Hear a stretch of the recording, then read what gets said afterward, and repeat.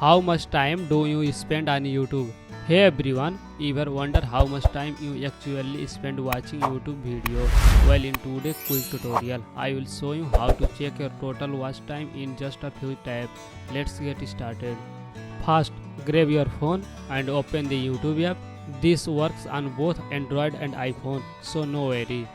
Now, take a look at the bottom of your screen. Tap on the New tab. This is where all your personal YouTube data is stored. Scroll down a little and you will find the option called Time Watched. Tap on it and boom, you now have access to your watch time status.